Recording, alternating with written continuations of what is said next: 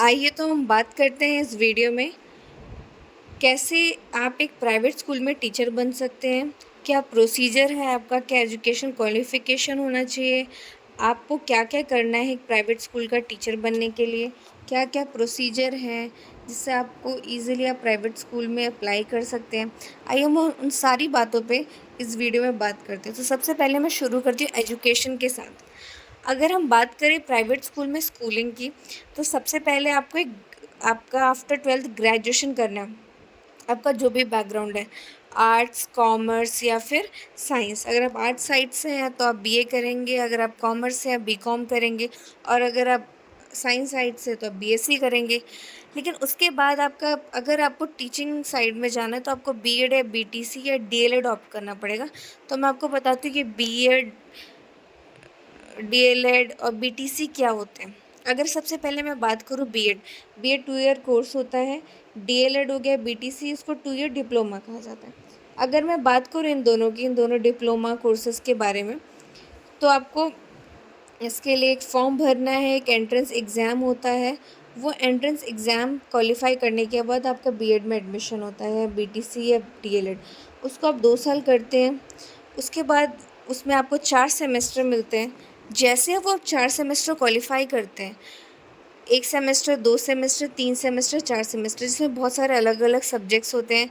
जैसे सीडीपी होता है, साइकोलॉजी होता है आपका इंग्लिश रहता है, उसके अंदर आपका खुद का सब्जेक्ट रहता है, social science, school management, children hygiene से लेके ऐसे बहुत सारे सब्जेक्ट्स होते हैं जो आपको ये सिखाता है चाइल्ड साइकोलॉजी के बारे में, चाइल्ड के बिहेवियर के बारे में, साथ ही आपको उनको कैसे ट्रीट करना है। आपको ये सारी चीज़ें पढ़ाई जाती हैं चाइल्ड साइकोलॉजी यानी सीडीपी में।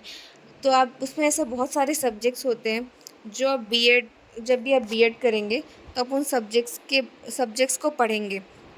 जैसे आपका अगर मैं बात करूँ फर्स्ट सेमेस्टर की, तो फर्स्ट सेमेस्टर में आपको बेसिक थोड़ी बहुत चीज़ें पढ़ाई जाती हैं, और फिर आपके थोड़े से प्रैक्टिकल सब्जेक्ट हैं, स्टैटिस्टिक्स, मैथ्स आते हैं। थर्ड सेमेस्टर भी आपका ऐसा होता है, फोर्थ सेमेस्टर होता है, जिसमें आपको बेसिक आपके सब्जेक्ट्स के बारे में टीचर ट्रेनिंग दी जाती है। अगर आपने टीचर ट्रेनिंग ली है, अगर आपका कोई टीचिंग बैकग्राउंड नहीं है, तो आप टीचर ट्रेनिंग से स्टार्ट करते हैं। जैसे आप टीचर ट्रेनिंग से स्टार्ट करते हैं, उसके बाद आपका बीएड कंप्लीट होता है। उसके बाद आपको एक एग्ज़ाम होता है, उसको हम कहते हैं सीटेट। जो हमारा एग्ज़ाम होता है सीटेट, अगर मैं सीटेट की बात करूँ, तो सीटेट एक ऐसा एग्ज़ाम है जिसमें आप जैसे बेसिकली वो सेंट्रल का एग्ज़ाम है। Teacher eligibility test central level पे होता है जो सीबीएसई कंडक्ट कराता है। एनआईसी का इसमें रोल होता है। इसमें आपके पास कुछ बेसिक 200 क्वेश्चंस या ऐसी कुछ चीज़ें आती हैं जो आपको एग्ज़ाम क्लियर, और जैसे ही आपने एग्ज़ाम क्लियर किया, जैसे आप वो एग्ज़ाम क्लियर करते हैं, उसके बाद आपके स्टेट का एग्ज़ाम होता है। जैसे आपके स्टेट में बहुत सारे एग्ज़ाम होते हैं, आपके स्टेट में बहुत सारे एग्ज़ाम होते हैं, जैसे यूपी का यूपी टेट होता है। हर स्टेट का अपना कल एग्ज़ाम होता है, आपको वो क्लियर करना है अगर आपको स्टेट की वैकेंसी के लिए अप्लाई करना है। और सेंट्रल के लिए तो आपको सीटेट करना ही करना है। अगर आपने सीटेट बहुत ही ईजी होता है, इसमें आपके कुछ सब्जेक्ट होते हैं, मैं डिस्कस कर लेती हूँ। साइकोलॉजी होता है आपका सब्जेक्ट, उसमें आप साइकोलॉजी उसमें एक सब्जेक्ट आता है, और आपका लैंग्वेज आता है उसमें, और कुछ ईवीएस के क्वेश्चन आ जाते हैं, बेसिक साइंस, सोशल साइंस के क्वेश्चन आ जाते हैं। जैसे आप वो क्लियर करते हैं, उसके बाद आप सारे भी गवर्नमेंट स्कूल्स में और प्राइवेट स्कूल में आप एलिजिबल हो जाते हैं एग्ज़ाम। सबसे पहले मैं बात करूँ कुछ गवर्नमेंट स्कूल की, तो जैसे हमारे कुछ गवर्नमेंट स्कूल होते हैं, केंद्रीय विद्यालय, आपके खुद के प्राइमरी स्कूल्स, आपके स्टेट के, और नवोदय, ऐसे बहुत सारे स्कूल में आप अप्लाई कर सकते हैं। बट अगर आप वहाँ अप्लाई नहीं करते या किसी कारणवश आपका वहाँ पे सिलेक्शन नहीं होता, उस सिनेरियो में आप प्राइवेट स्कूल की तरफ जाते हैं। तो प्राइवेट स्कूल में भी अगर मैं बता दूँ, आजकल बहुत कंपलसरी है कि आपका बीएड और सीटेट क्लियर होना चाहिए। बीएड और मैं आपको बता दूँ, सीटेट का क्वालिफाइंग एग्ज़ाम 90 होता है, और आपको दोनों ही एग्ज़ाम में 90 लाने होते हैं। जैसे आपने 90 लाया, आप एग्ज़ाम पास करते हैं। जैसे आपने एग्ज़ाम पास किया, उसके बाद आप अप्लाई कर सकते हैं। अगर मैं किसी भी अच्छे बात करूँ स्कूलों की, जो आपके कॉन्वेंट स्कूल हैं, वो हमेशा भी बीएड एंड सीटेट क्लियर ही मांगते हैं। अगर आपका बीएड और सीटेट क्लियर है, तो आप इजीली अप्लाई कर सकते हैं। उसके बाद आप देख सकते हैं, मैंने आपको रिज्यूमे देखा है, आपको रिज्यूमे बनाना रहता है। आपको किसी भी स्कूल में अप्लाई करने के लिए स्ट्रॉन्ग रिज्यूमे बनाने हैं, सीवी। जब आप अगर एक स्ट्रॉन्ग सीवी बनाते हैं, तो जैसे आप एक स्ट्रॉन्ग सीवी बनाते हैं, वो बहुत अलग इम्पैक्ट डालता है आपके पूरे इम्पैक्ट पे, आपकी जॉब पे, कैसे आप अप्लाई कर रहे हैं। तो आपको सबसे पहले क्या बनाना है, आपको बनाना है एक स्ट्रॉन्ग सा सीवी। जैसे आप सीवी बनाते हैं, अब उसमें आप सीवी में आप क्या क्या डालते हैं, अपना नाम, डिटेल्स, अपनी क्वालिफ़िकेशन। अगर मैं बात करूँ क्वालिफ़िकेशन की, तो सबसे पहले अपने बीएड को मेंशन करेंगे, फिर ग्रेजुएशन, फिर आपके 12th 10th ऐसे करके, फिर अपनी कुछ डिटेल्स और मेंशन कर देंगे आप। उसके बाद आपके क्या क्या स्किल्स हैं, अगर आपने कुछ एक्स्ट्रा स्किल्स पढ़े हैं, आप वो मेंशन कर देंगे। कंप्यूटर रिलेटेड स्किल्स हैं, मैनेजमेंट है, कुछ जो भी स्किल आपने एक्स वाई जेड पढ़े हैं, आप अपने स्किल मेंशन कर देंगे। जैसे आप अपने स्किल मेंशन करेंगे, उसी सिनेरियो में उसके बाद उसी सिनेरियो में आपको फिर आगे बढ़ना है। फिर आपको अपनी डिटेल्स डालनी है। उसके बाद फाइनली नीचे आपका डेट, आपकी सिटी और सबका साइन आ जाता है। आपका रिज्यूमे रेडी हो गया है। रिज्यूमे को आप फॉरवर्ड करेंगे, तो आपको स्कूल कैसे सर्च करना है। प्राइवेट जॉब के लिए सबसे पहला चीज़ होता है how to search a school for private job. अगर मैं बात करूँ हम कैसे प्राइवेट जॉब सर्च करते हैं, तो आप उसको जनरली गूगल पे डाल के अब टॉप 10 स्कूल डाल सकते हैं, जो भी आपके नियरेस्ट लोकेशन पे है, आप वहाँ पे फ़ोन करके अप्लाई कर सकते हैं। दूसरा रास्ता है, अगर जब नए सेशन स्टार्ट होते हैं यानी अप्रैल में, जैसे ही अप्रैल में नए सेशन स्टार्ट होता है, आप तुरंत ही उस मंथ के लिए न्यूज़पेपर लेना स्टार्ट करिए। जितने भी स्कूल्स होते हैं अपने एडवर्टीज़मेंट न्यूज़पेपर में देते हैं।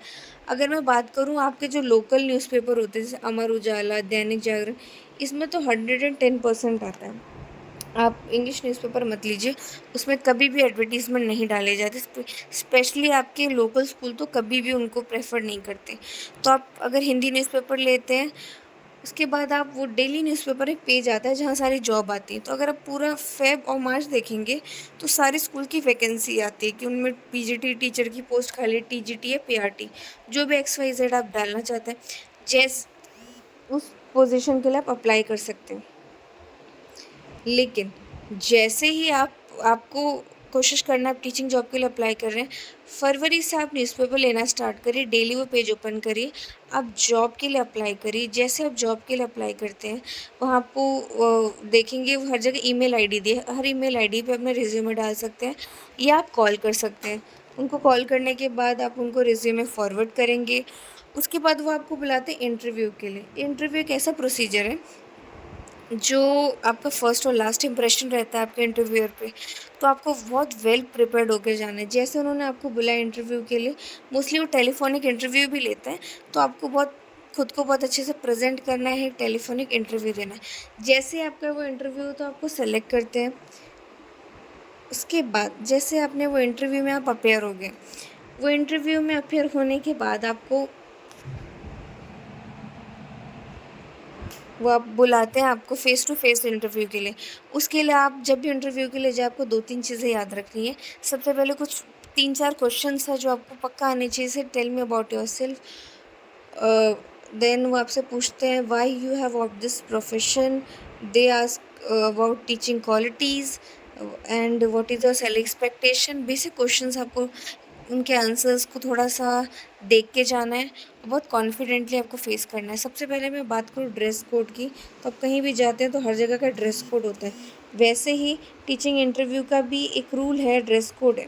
अगर मैं ड्रेस कोड की बात करूँ टीचिंग इंटरव्यू की, तो टीचिंग इंटरव्यू का ड्रेस कोड मोस्टली अगर आप एक साड़ी पहन रहे हैं बहुत ही बेस्ट है, डिसेंट। डिसेंट कुछ आपकी लाइट येलो या ऐसे कलर की कॉटन की साड़ी हो। अगर वो पॉसिबल नहीं है तो आप अगर साड़ी पॉसिबल नहीं हो पा रही है, तो आप सूट पहन के जाइए डिसेंट लाइट कलर का, लाइक ब्लू में लाइट कलर हो, पिंक में लाइट कलर हो या वाइट कलर का, येलो, ऐसा कोई लाइट कलर सूट पहन के जाइए जिसमें प्रॉपर दुपट्टा हो। क्योंकि टीचिंग प्रोफेशन एक बहुत एथिकल प्रोफेशन है, इसमें आपके एथिक्स बहुत देखे जाते हैं। तो इस केस में आपको सबसे ज़्यादा ध्यान रखना है कि आपने क्या ड्रेसअप किया। तो सबसे पहले आपको कोशिश करना है आप डिसेंट ड्रेसअप करें, डिसेंट से सूट पहनिए, डिसेंट से कपड़े पहन के जाइए। नीचे आप ब्लैक कलर की बेलीज़ पहन सकते हैं। अपने पैरों में आप ब्लैक कलर की बैली प्रेफर करिए। जैसे आप ब्लैक कलर की बैली पहनते हैं वो थोड़ा सा प्रोफेशनल लुक देता है। उसके बाद आपको कुछ एसेसरीज़ भी होनी चाहिए, तो आपके हाथ में एक वॉच होनी चाहिए। अगर आप कुछ गले में पहनना चाहते हैं पहन सकते हैं, लाइट सा मतलब चेन ऐसा कुछ। नहीं तो आप प्लीज़ सिर्फ एक बेसिक सा हाथ में अगर आपको रिंग पहनने का शौक है आप रिंग पहन सकते हैं। बाकी सिर्फ आपके हाथ में वॉच होनी चाहिए, छोटी सी ईयरिंग आप पहन लीजिए। और कोशिश करिए बाल हमेशा थोड़े आपके बंद रहें, टायर खोल के नहीं जाने चाहिए बाल, बहुत अच्छा इंप्रेशन नहीं होता।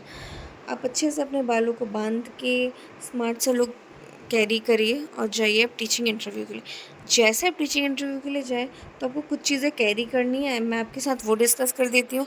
आपके पर्स में कुछ चीज़ें पक्का होनी चाहिए। अगर आप रिज्यूमे उसमें आपके पर्स में होना चाहिए, इंटरव्यू के लिए जा रहे हैं तो सबसे पहले आपको उस ऑर्गेनाइजेशन के बारे में कुछ पढ़ के जाना है। उसके बाद आपके पास उस ऑर्गेनाइजेशन की नॉलेज सबसे इम्पोर्टेंट है। साथ में आपके पास आपका रिज्यूमे होना चाहिए, एक एक्स्ट्रा कॉपी होनी चाहिए। अपने डॉक्यूमेंट्स जो भी आपके 10th 12th graduation B Ed CTET सबकी फ़ोटोकॉपी का स्टेपल करके आप साथ में रख लीजिए। हो सकता है इंटरव्यू का आपको इंटरव्यू इतना अच्छा लगे कि आपको तुरंत ही हायर कर ले। वो सब आपको कैरी करना है। एक पानी का बॉटल आपको कैरी करना चाहिए, पेन, एक नोटपैड, क्योंकि आजकल वो टीचिंग एप्लीकेशन के लिए भी बोलते हैं। वो नोटपैड कैरी करिए। और कॉन्फिडेंस सबसे इम्पॉर्टेंट है, आप कॉन्फिडेंस से जाइए वहाँ पे इंटरव्यू में अपेयर हुए और टाइमली पहुँचिए। सबसे अच्छा इंप्रेशन पड़ता है अगर आप टाइमली पहुँचते हैं। आप टाइमली इंटरव्यू पे जाइए, हाफ एन आवर पहले पहुँचिए, स्मार्टली वहाँ पे बिहेव करिए, अच्छे से अपना इंट्रोडक्शन दीजिए, उनको थैंक यू बोलिए आपको इंटरव्यू की अपॉर्चुनिटी देने के लिए। And you should be confident. आपको कॉन्फिडेंट रहना है, बहुत कॉन्फिडेंस के साथ सब कुछ फेस करना है। और आई होप अगर आप ये सारी चीज़ें फॉलो करते हैं तो आपका इंटरव्यू बहुत अच्छा होगा एंड जितना आपने एक्सपेक्ट नहीं किया होगा उससे भी अच्छा है। अगर आप ये सारी टिप्स और अगर सैलरी की बात करें तो 15 to 20 वो ऑफ़र करते हैं।